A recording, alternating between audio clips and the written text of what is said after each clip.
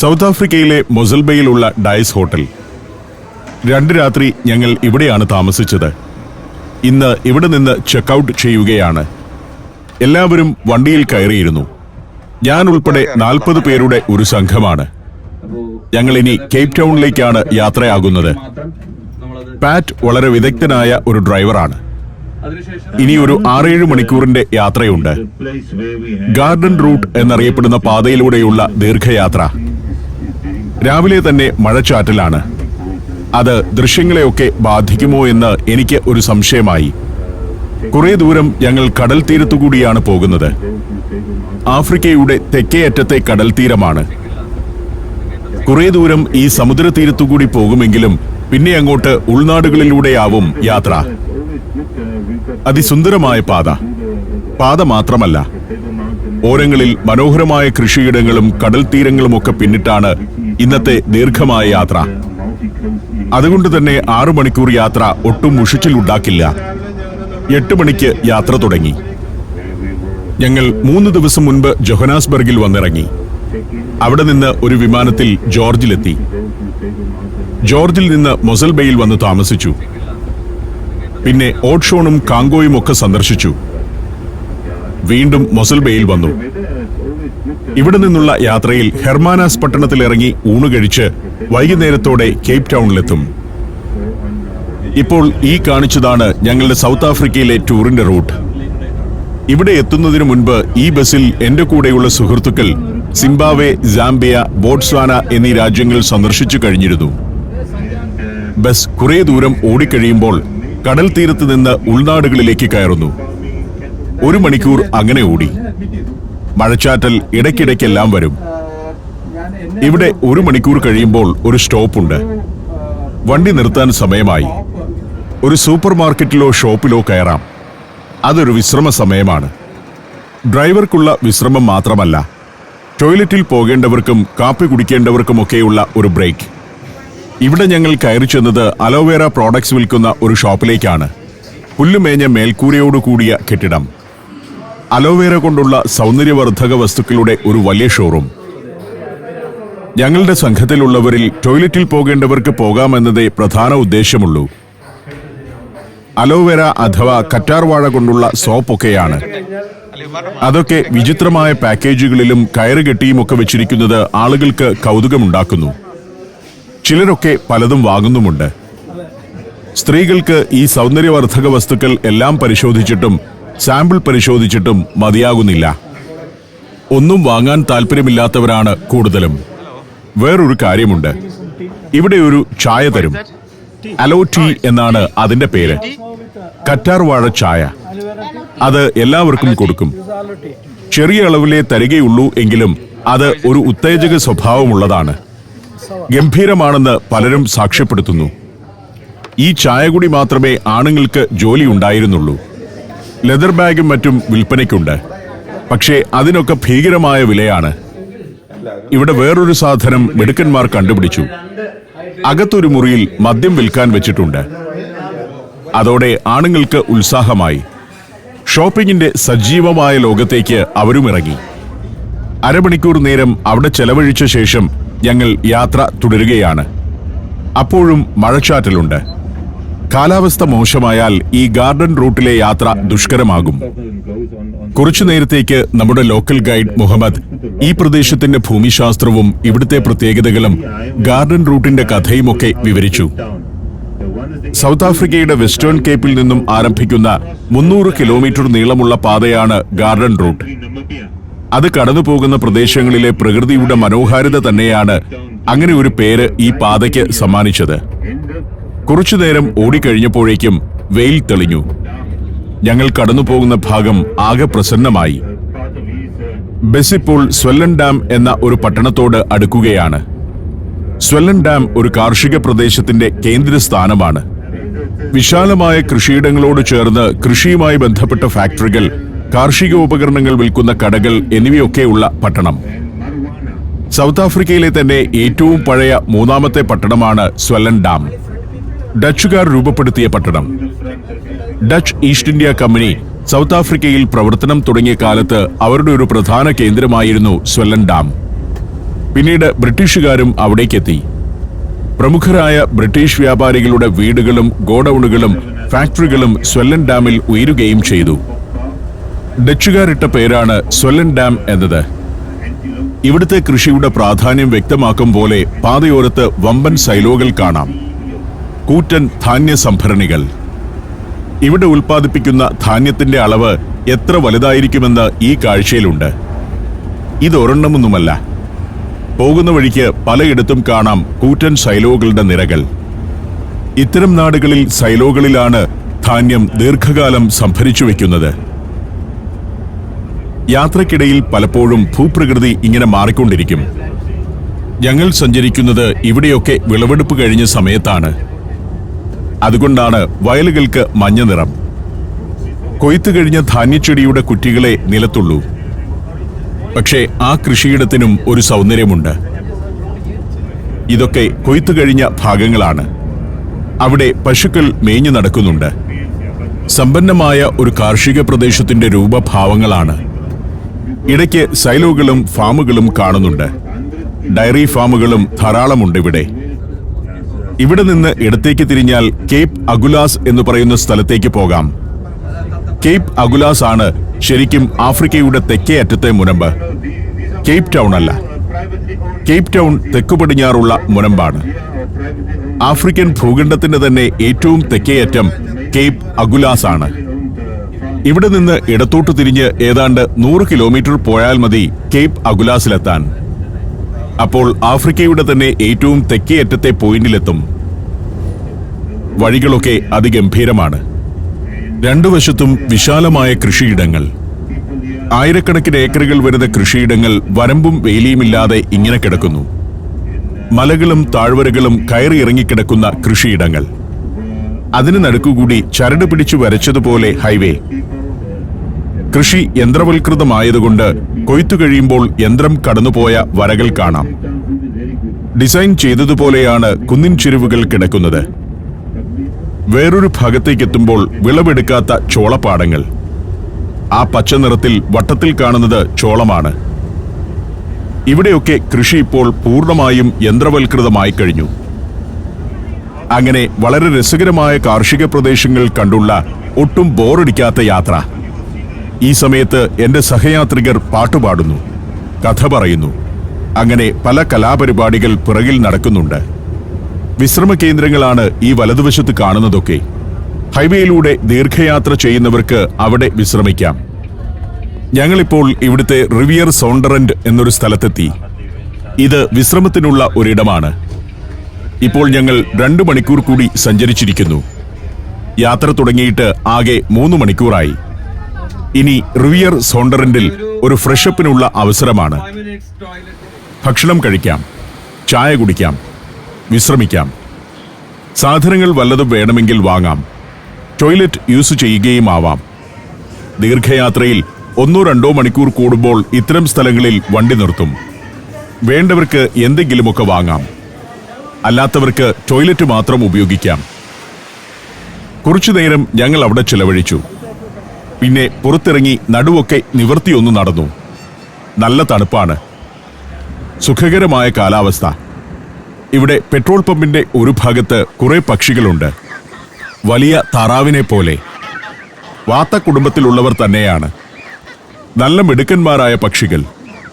അവരങ്ങനെ തീറ്റയും കൊത്തിപ്പെറുക്കി പമ്പിന്റെ ഒരറ്റത്ത് കൂടി നിൽക്കുന്നു. അവരെ അവിടെ വിട്ടിട്ട് ഞങ്ങൾ വീണ്ടും ബസ്സിൽ കയറി. സോണ്ടറന്റ് എന്നൊരു നദി ഈ പ്രദേശത്തുകൂടി ഒഴുകുന്നുണ്ട്. അതിന്റെ തീരത്തുള്ള ഗ്രാമമാണ് റിവിയർ സോണ്ടറന്റ്. ഡച്ച് ഭാഷയിൽ റിവർ സോണ്ടർ എൻഡ് എന്നൊരു വാചകമുണ്ട്. അവസാനമില്ലാത്ത നദി എന്നാണ് അതിനർത്ഥം. ഇവിടേക്ക് കുടിയേറിയ ഡച്ചുകാരാണ് ഗ്രാമത്തിന് ആ പേരിട്ടത്. ആയിരക്കണക്കിന് ഏക്കർ കൃഷിഭൂമി പിന്നിട്ടാണ് ഞങ്ങൾ റിവിയർ സോണ്ടറന്റിൽ എത്തിയത്. അവിടം പിന്നിടുമ്പോഴും നോക്കത്താ ദൂരം കൃഷിയിടങ്ങൾ തന്നെയാണ് കാഴ്ച. 10,000-കണക്കിന് ഏക്കർ വരുന്ന കൃഷിയിടങ്ങൾ. കുന്നുകളും താഴ്വരകളും കയറിയിറങ്ങി അങ്ങനെ ബസ് പോയിക്കൊണ്ടിരിക്കുകയാണ്. അതിനിടയ്ക്ക് ചില ഫാമുകൾ കാണാം. അവിടെ വൈക്കോലും മറ്റും അട്ടിവെച്ചിരിക്കുന്നു. ചെറിയ ഫാം ഹൗസുകൾ. ഉടമസ്ഥർ വന്ന് താമസിക്കുന്ന ഇടമോ പണിക്കാർ താമസിക്കുന്ന ഇടമോ ഗോഡൌണോ ഒക്കെയാവാം. അതുപോലെ സൈലോകളും കാണാം ഇടയ്ക്കിടയ്ക്കെല്ലാം. ധാന്യ സംഭരണികൾ. ഇതിനോടകം ഒരു 100 സ്ഥലത്തെങ്കിലും അത് കണ്ടിട്ടുണ്ട്. Morocco, north Macedonia, Kazakhstan, Zambia, Zimbabwe. സഞ്ചാരം പെൻഡ്രൈവ് വോളിയം നമ്പർ 21. അപൂർവ ദൃശ്യ യാത്രാ വിവരണ ശേഖരം ഉടൻ സ്വന്തമാക്കാൻ സഞ്ചാരം എന്ന് SMS ചെയ്യൂ. ഫോൺ 9995444222. 1994 മുൻപ് ഇവിടുത്തെ ഫാമുകളിൽ 90% വെള്ളക്കാരുടേതായിരുന്നു. കുറച്ചൊക്കെ ഇന്ത്യക്കാർക്കുമുണ്ടായിരുന്നു. എന്നാൽ വെള്ളക്കാരുടെ ഭരണം അവസാനിച്ച 94 ശേഷം കുറെയൊക്കെ കറുത്തവർഗക്കാരുടെയും കളേർഡ് ആളുകളുടെയും ഇന്ത്യക്കാരുടെയും കയ്യിലേക്ക് വന്നു. എങ്കിലും ഇപ്പോഴും മൊത്തം കണക്കെടുത്താൽ 5% താഴെയുള്ളൂ ഈ നാട്ടുകാരായ കറുത്തവരുടെ കയ്യിൽ. ഇപ്പോഴും വെള്ളക്കാരുടെ ഉടമസ്ഥതയിൽ തന്നെയാണ് ഫാമുകൾ മിക്കതും. സൗത്ത് ആഫ്രിക്കയുടെ ഭരണം കറുത്തവർഗക്കാരിലേക്ക് എത്തിയപ്പോൾ അവർ ഒരു ഭൂപരിഷ്കരണ പരിപാടി ആവിഷ്കരിച്ചിരുന്നു. വെള്ളക്കാരുടെ പക്കൽ നിന്നും കൃഷിഭൂമി ഏറ്റെടുത്ത് കറുത്തവർക്ക് വിതരണം ചെയ്യാനുള്ള പദ്ധതിയായിരുന്നു അത്. എന്നാൽ 30 വർഷം കഴിഞ്ഞിട്ടും അത് ഫലപ്രദമായി നടപ്പാക്കാൻ ഭരണക്കാർക്ക് കഴിഞ്ഞിട്ടില്ല. ഇത്രയും വിശാലമായ കാർഷിക മേഖല മാനേജ് ചെയ്യാനുള്ള കഴിവൊന്നും ഇവിടുത്തെ കറുത്തവർക്കില്ല എന്നത് തന്നെയാണ് പ്രധാന കാരണം. 2017 സൗത്ത് ആഫ്രിക്കൻ ഗവൺമെന്റ് നടത്തിയ ഓഡിറ്റിൽ സൗത്ത് ആഫ്രിക്കയിലെ കൃഷിക്ക് യോഗ്യമായ ഭൂമിയുടെ 70 മുതൽ 75% വരെ വെള്ളക്കാരുടെ ഉടമസ്ഥതയിലാണെന്ന് കണ്ടെത്തിയിരുന്നു. അതെല്ലാം പെട്ടെന്ന് ഏറ്റെടുത്ത് കറുത്തവർക്ക് നൽകിയാൽ തകരുന്നത് രാജ്യത്തിന്റെ സമ്പദ് വ്യവസ്ഥയും ഭക്ഷ്യ സുരക്ഷയുമായിരിക്കും. അതിനാൽ നടപടിക്രമങ്ങൾ പരമാവധി സാവധാനത്തിലാക്കാനാണ് ഭരണക്കാർക്കും താൽപര്യം. ദക്ഷിണാഫ്രിക്കയിലെ തന്നെ ഏറ്റവും ഫലഭൂയിഷ്ഠമായ പ്രദേശങ്ങളാണ് ഈ ഗാർഡൻ റൂട്ടിന്റെ ഇരുവശങ്ങളിലുമുള്ളത്. ഗോതമ്പാണ് ഇവിടുത്തെ പ്രധാന കൃഷി.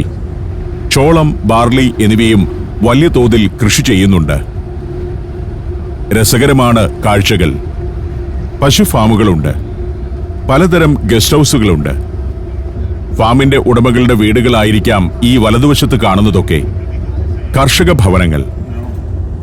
നോക്കത്താ ദൂരം കുന്നുകളും താഴ്വാരങ്ങളും കയറി ഇറങ്ങി അങ്ങനെ കിടക്കുകയാണ് കൃഷിഭൂമി. ഇവിടെ സ്റ്റോൺ ഹൗസ് ചീസ് എന്ന പ്രത്യേക ചീസ് ഉണ്ടാക്കുന്ന സ്ഥലങ്ങളൊക്കെയുണ്ട്. കാർഷിക ഉപകരണങ്ങളുടെ ഗോഡൌണുകൾ. ഫാം ടൂറിസത്തിന്റെ ഭാഗമായി ആളുകൾക്ക് വന്ന് താമസിക്കാവുന്ന ലോഡ്ജുകൾ. ഇതെല്ലാമുണ്ട് ഈ പോകുന്ന വഴിയിൽ. ഭൂപ്രകൃതി മാറി മാറി വരുന്നതാണ് ഗാർഡൻ റൂട്ടിലെ മറ്റൊരാകർഷണം. കൃഷിയിടങ്ങളുടെ അരികുപറ്റി ചെറിയ നദികൾ ഒഴുകുന്നു. പാതയോരത്ത് ധാന്യങ്ങളുടെ കൃഷിയിടങ്ങളാണ് കാണുന്നതെങ്കിൽ അല്പം ഉള്ളിലേക്ക് ചെന്നാൽ മനോഹരമായ പഴത്തോട്ടങ്ങളിലേക്കെത്തും. ആപ്പിളും മുന്തിരിയും ഓറഞ്ചും സബർജില്ലുമൊക്കെ വിളയുന്ന തോട്ടങ്ങൾ. ഗാർഡൻ റൂട്ടിന്റെ കഥകൾ ഇടയ്ക്കിടയ്ക്കെല്ലാം മുഹമ്മദ് പറയുന്നുണ്ട്. ഇവിടം മുന്തിരിത്തോപ്പുകളുടെ ഏരിയയാണ്. ഇടതും വലതും കാണുന്നതെല്ലാം വീൻയാർഡുകൾ തന്നെ. 474 വീൻയാർഡുകൾ ഈ റൂട്ടിലുണ്ട്. റീഡ് വാലി, ബോപ്ലാസ്, ന്യൂസ്റ്റഡ്, ജാക്കൽസ് വാലി തുടങ്ങി നിരവധി വമ്പൻ മുന്തിരിത്തോപ്പുകൾ ഈ ഗാർഡൻ റൂട്ടിലുണ്ട്. അവർക്കെല്ലാം സ്വന്തമായി വൈൻ നിർമ്മാണശാലകളുമുണ്ട്. വെയിൽ കോസ്റ്റ് റൂട്ട് എന്നാണ് ഈ റൂട്ട് അറിയപ്പെടുന്നത്. തിമിംഗലങ്ങളുടെ തീരത്തേക്കുള്ള റൂട്ട്.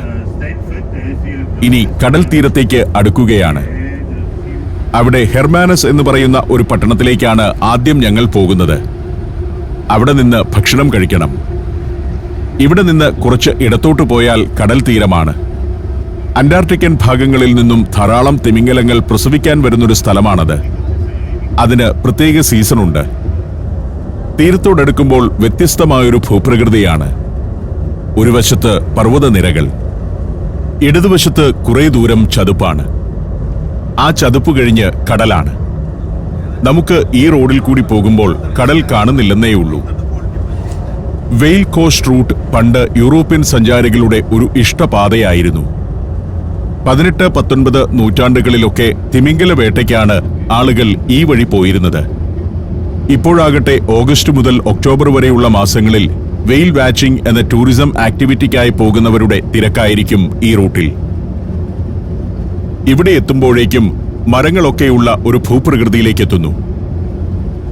വലിയ കൊടുമുടികളും പാറക്കെട്ടുകളുമൊക്കെയുള്ള മനോഹരമായ പ്രദേശങ്ങൾ. ഞങ്ങൾ ഇന്ന് രാവിലെ മുതൽ യാത്ര ചെയ്ത് ഇവിടെ എത്തുമ്പോഴേക്കും പലതരത്തിലുള്ള ഭൂപ്രകൃതി കണ്ടുകഴിഞ്ഞു. എന്നാൽ ജനങ്ങൾ തിങ്ങിപ്പാർക്കുന്ന ഒരിടവും കണ്ടതുമില്ല. ഈ തെക്കൻ പ്രദേശങ്ങളിൽ ജനസംഖ്യ വളരെ കുറവാണ്. ആഫ്രിക്കയിൽ ജനം തിങ്ങിവസിക്കുന്നത് പട്ടണങ്ങൾ കേന്ദ്രീകരിച്ചാണല്ലോ. കുറെ ദൂരം കൂടി ഓടി ബസ് ഇപ്പോൾ ഹെർമാനസ് പട്ടണത്തിലേക്ക് എത്തിയിരിക്കുന്നു. ഹെർമാനസ് സുഖകരമായ കാലാവസ്ഥയുള്ള ഒരു പട്ടണമാണ്. വളരെ സുന്ദരമായൊരു പട്ടണം. വഴിയോരങ്ങൾ, വീടുകൾ, അതിന്റെ തൊടികൾ, ഉദ്യാനങ്ങൾ എല്ലാം അതീവ സുന്ദരം. ഗംഭീര റോഡ്. സമ്പന്നമായ ഒരു യൂറോപ്യൻ രാജ്യത്തുകൂടി പോകുന്നത് പോലെയുണ്ട്.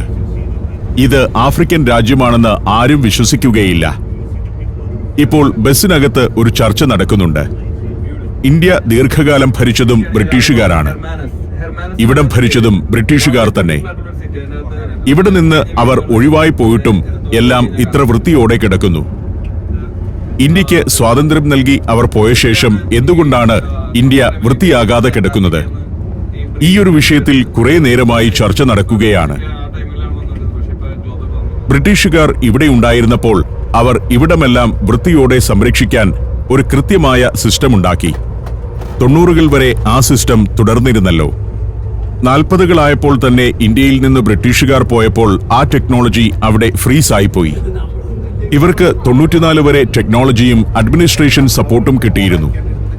ഇന്ത്യയുമായുള്ള മറ്റൊരു വ്യത്യാസം ഇവിടെ ജനസംഖ്യ കുറവാണെന്നതാണ്. പിന്നെ ഇന്നാട്ടുകാർ അനുസരിക്കാൻ ശീലിച്ചവരാണ്. ബ്രിട്ടീഷുകാർ ഉണ്ടാക്കിയ ആ സിസ്റ്റം അതേ മട്ടിൽ അവർ പിന്തുടർന്നു പോരുന്നു.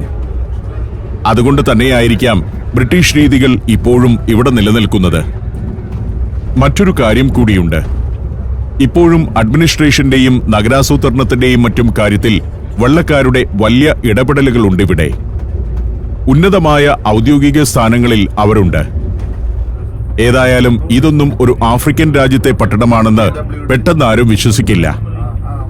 സുന്ദരമായ പരിസരങ്ങൾ, മികച്ച വഴികൾ, വഴിയോരങ്ങൾ, വൃത്തികേടുണ്ടാക്കുന്ന ഒന്നുമില്ല. ഒരു ചെറിയ പട്ടണമാണ് ഹെർമാനസ്.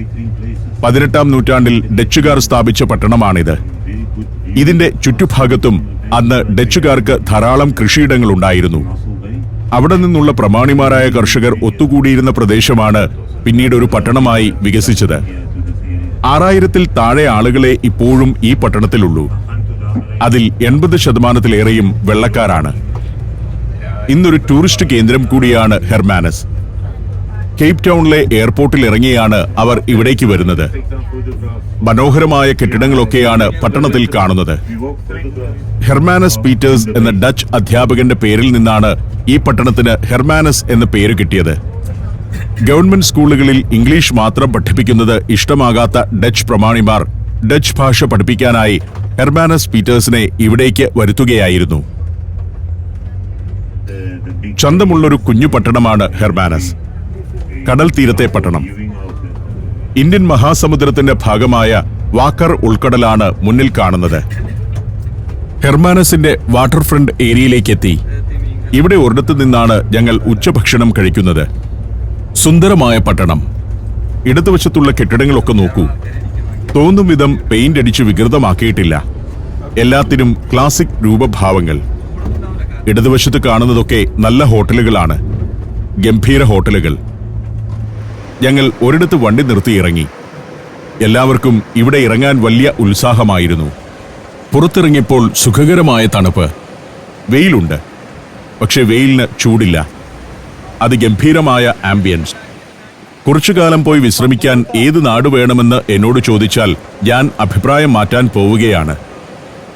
അത് ഹെർമാനസിലാവട്ടെ എന്ന് ഇവിടെ വന്നിറങ്ങിയപ്പോൾ ഞാൻ തീരുമാനിച്ചു. താഴെ വാക്കർ ഉൾക്കടൽ. ഈ ഉൾക്കടലിലേക്കാണ് അറ്റ്ലാന്റിക്കിൽ നിന്ന് ഇന്ത്യൻ മഹാസമുദ്രത്തിൽ പ്രവേശിച്ച് തിമിംഗലങ്ങൾ കയറി വരുന്നത്. ഇവിടെ ഒരു സ്മാരകമുണ്ട്. യുദ്ധസ്മാരകമാണ്. ഹെർമാനസ് വാർ മെമ്മോറിയൽ എന്ന് ഇതറിയപ്പെടുന്നു. 2 ലോകയുദ്ധങ്ങളിൽ മരിച്ച ഹെർമാനസുകാർക്കുള്ള സ്മാരകം. സ്മാരകത്തിനടുത്തു നിന്നും ഞങ്ങൾ നടന്നു. വലിയൊരു പാറക്കെട്ടും ക്ലിഫുമൊക്കെയാണ് കടൽ തീരത്ത്. അവിടേക്ക് ആളുകൾക്ക് ഇറങ്ങിപ്പോകാം. ഇപ്പോൾ ഉച്ചയായതുകൊണ്ടായിരിക്കാം അവിടെയൊന്നും അധികം പേരെ കാണുന്നില്ല. ഞങ്ങൾ നടക്കുന്നത് ഹെർമാനസിന്റെ മെറൈൻ ഡ്രൈവിലൂടെയാണ്.